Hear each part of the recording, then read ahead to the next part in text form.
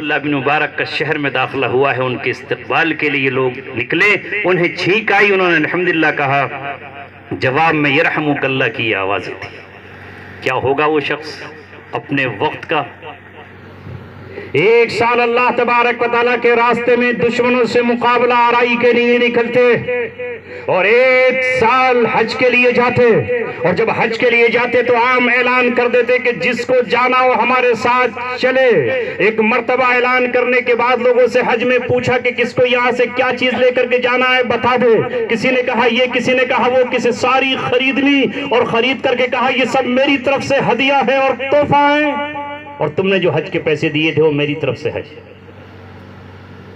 مگر ان کا ایک واقعہ جو تاریخ کی کتابوں میں لکھا ہے اور آج کے مسلمانوں کے لیے عبرت ہے، کیا ہے؟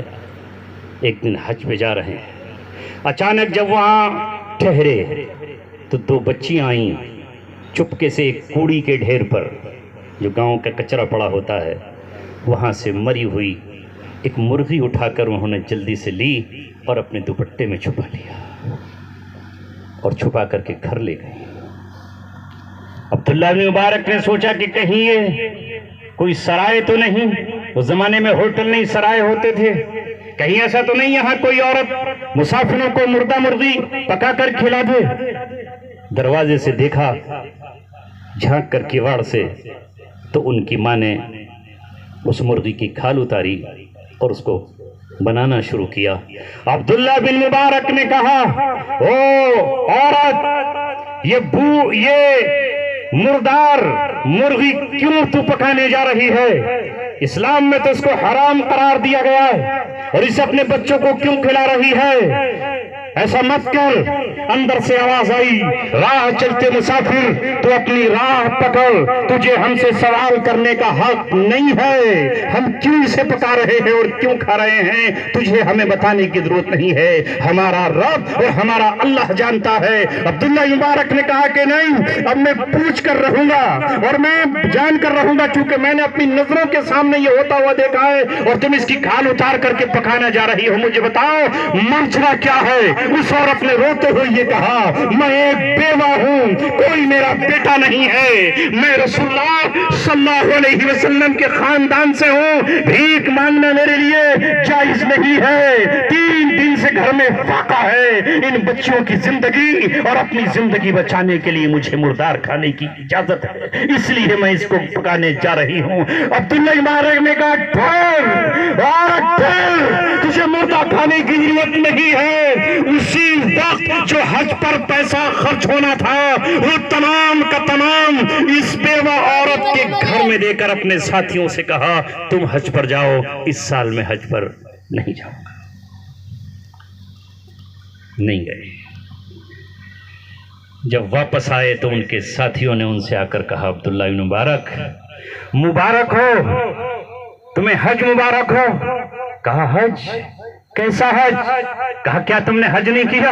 کہا میں تو تمہارے سامنے گھر پہ ہی رہ گیا تھا۔ کہا نہیں، ہم نے تمہیں مزدلفہ میں دیکھا، ہم نے تمہیں مینا میں دیکھا، ہم نے عرفات میں جبل نور کے پاس دیکھا، ہم نے تمہیں طواف کرتے ہوئے دیکھا، ہم نے تمہیں پتھروں کو کنکری مارتے ہوئے رمی جمرات پہ دیکھا، ہم سے کیوں چھپاتے ہو اس بات کو؟ تم ہمارے پیچھے آ گئے ہوگے۔ کہا نہیں، میں نہیں گیا۔ کہا یہ کیسے ہو سکتا ہے کہ ہماری آنکھیں دھوکہ کھا جائیں؟ عبداللہ بن مبارک نے کہا میں نہیں گیا، اللہ کی قسم کھاتا ہوں، لیکن پریشان ہو گئے، اللہ تعالیٰ سے کہا ہے مولا یہ کیا ماجرا ہے، مجھے حقیقت دکھا دیجئے۔ رات میں محمد عربی صلی اللہ علیہ وسلم کی زیارت ہوتی ہے اور آقا فرماتے ہیں، عبداللہ بن مبارک تو نے میرے خاندان پر احسان کیا، اس نے سلوک کیا، اس بیوہ اور اس کے بچوں کے لیے تو نے حج کو ملتوی کر دیا، وہ پیسہ جو حج پر دینا تھا وہ تو نے ان بچوں پہ خرچ کیا ہے۔ اللہ نے تیری جگہ ایک فرشتے کو پیدا کیا، اس فرشتے نے کو تیرا جیسا ہی لباس دیا گیا، تیری جیسی شکل و صورت دی گئی، اور اس نے تیری طرف سے حج کیا، اور اسی کے صدقے میں سارے حاجیوں کا حج قبول ہو گیا۔ ہے آج کوئی؟ نہیں، آج تو عمرے پر عمرہ ہے۔ ابھی کسی سے کہو کہ فلاں بیوہ کے یہاں فاقہ ہے، باپ مر گیا کینسر سے، باپ مر گیا ہے کڈنی فیل ہونے سے، ایکسیڈنٹ میں موت آ گئی ہے، کورونا کی وبا اس کو لے گئی ہے، اس گھر میں 6,000 10,000 روپے چلے جائے کہ آپ دے سکتے ہو؟ نہیں۔ عمرے پر عمرے، نفلی حج پر حج ہو رہے، غریبوں کے لیے نہیں، مسکینوں کے لیے نہیں، یتیموں کے لیے نہیں کر سکتے یہ، اسے ایمان نام کیسے ہوگا؟